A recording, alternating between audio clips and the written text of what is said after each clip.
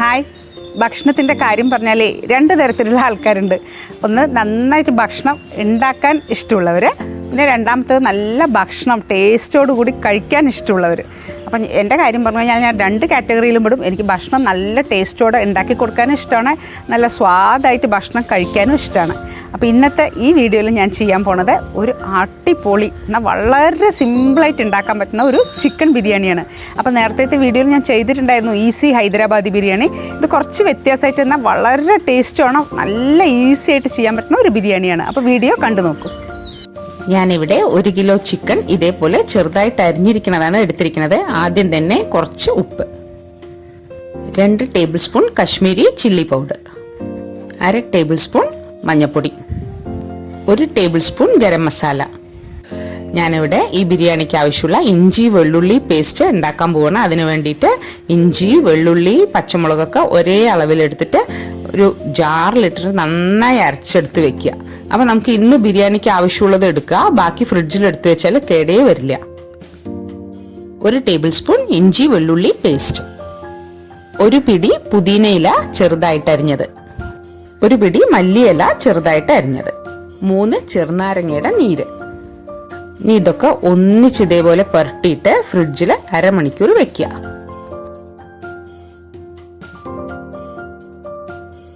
ഇനി ഇതേപോലുള്ള ബിരിയാണി പോട്ടിലേക്ക് ഇതേപോലെ 2 ടേബിൾ സ്പൂൺ ഓയിലും ഒരു 50 ഗ്രാം നെയ്യും കൂടി ഒഴിച്ചു കൊടുക്കണം.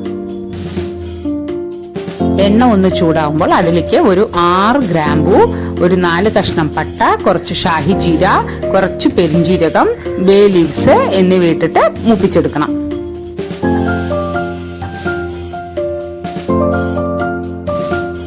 മസാലയൊക്കെ മൂത്ത് തുടങ്ങിയിട്ടുണ്ട്. ഇനി അതിലേക്ക് 5 സവാള ഇതേപോലെ നീളത്തിൽ അരിഞ്ഞതും കൂടി ചേർത്തി കൊടുക്കുക. നന്നായിട്ട് വഴറ്റുക. നന്നായിട്ടെന്ന് പറഞ്ഞാൽ നല്ല ടൈം എടുത്ത് ചെയ്താൽ മാത്രമേ ബിരിയാണി ടേസ്റ്റ് ഉണ്ടാവുള്ളൂ കേട്ടോ.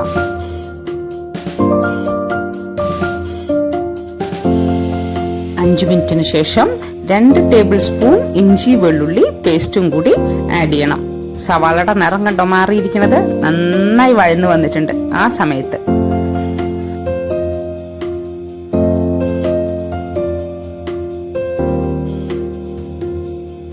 ഇഞ്ചി വെള്ളുള്ളി പേസ്റ്റ് ഒക്കെ ചേർത്തിട്ട് വീണ്ടും 10 മിനിറ്റ് വഴറ്റി കൊടുത്തിട്ടുണ്ട്. ആ പച്ചമണമൊക്കെ പോയി നല്ലൊരു മണം വരുന്നുണ്ട്. ആ സമയത്ത് 4 നീളത്തിലരിഞ്ഞ തക്കാളിയും കൂടി ചേർത്തിട്ട് നന്നായിട്ട് ഇളക്കി കൊടുക്കുക. അതിലേക്ക് ഇതേപോലെ നടുകെ കീറിയ 2 പച്ചമുളക് വീണ്ടും നന്നായിട്ട് വഴറ്റണം. ആ തക്കാളിയൊക്കെ ഒടയണ വരെ ഒരു 10 മിനിറ്റ് വഴറ്റണം. തക്കാളിയൊക്കെ നന്നായിട്ടൊന്ന് വഴന്ന് വരട്ടെ. ഞാൻ ഫ്ലെയിമൊക്കെ കുറച്ച് വെച്ചിരിക്കണം. നമുക്ക് ഈ സമയം കൊണ്ട് മാരിനേറ്റ് ചെയ്ത് വെച്ചിരിക്കണം ആ ചിക്കൻ പീസൊക്കെ ഒന്ന് ഇതേപോലെ വറുത്തെടുക്കണം. ഞാനിവിടെ 3 ഒന്നിച്ച ചെയ്യുന്നത്. ഒന്നിൽ ചിക്കൻ ഫ്രൈ ആവുന്നുണ്ട്, ഒന്നിൽ ബിരിയാണിക്കുള്ള മസാല നന്നായി വഴന്ന് വരുന്നുണ്ട്, ഒന്നിൽ ചോറിനുള്ള വെള്ളം തിളയ്ക്കുന്നുണ്ട്. ചിക്കനൊക്കെ ഒരു 90% ആയിട്ടുണ്ട്. ഈ സമയത്ത് നമുക്കത് എണ്ണയിൽ നിന്ന് വറുത്തു കോരാം.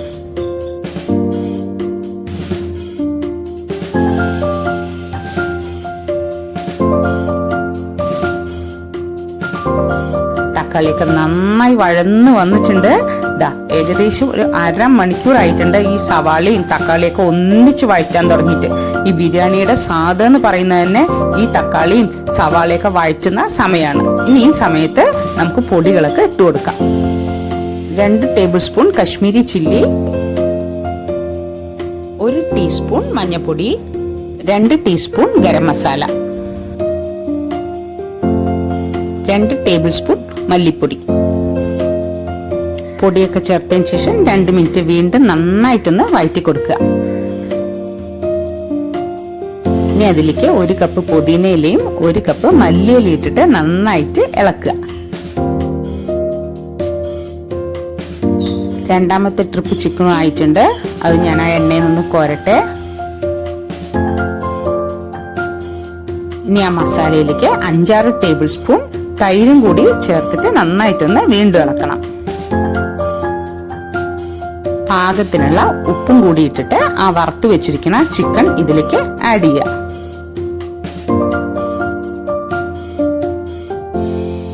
ഇനി ലോ ഫ്ലെയിമിൽ 10 മിനിറ്റ് വേവിച്ചെടുക്കുക. വെള്ളമൊക്കെ നന്നായിട്ട് തിളച്ചു. അതിലേക്ക് ഇതേപോലെ 2-3 ഗ്രാമ്പു, ഒരു കഷ്ണം പട്ട, ബേ ലീവ്സ്, ഇനി നല്ലോണം ഉപ്പും ചേർത്തിട്ട് തിളപ്പിച്ചെടുക്കണം. ഇത് 1 കിലോ ബാസ്മതി റൈസ് ആണ്. നന്നായി കഴുകി അരമണിക്കൂർ വെള്ളത്തിൽ കുതിർത്തതിന് ശേഷം സ്ട്രെയിൻ ചെയ്ത് വെച്ചിരിക്കുകയാണ്. അതിനി ഈ തിളച്ച വെള്ളത്തിലോട്ട് ഇട്ട് കൊടുക്കണം. അരിയൊക്കെ നന്നായി തിളച്ചു. ഇതാ നമ്മുടെ ചോറൊക്കെ 90-95% വേവായിട്ടുണ്ട്. നമുക്ക് ഇതേപോലെ ഒന്ന് സ്ട്രെയിൻ ചെയ്തെടുക്കണം. ഇനി ചോറ് ചിക്കൻ മസാലയിലേക്ക് ഇട്ട് കൊടുത്തിട്ട് നന്നായിട്ട് ഒന്നിച്ച് ഇളക്കിയെടുക്കണം.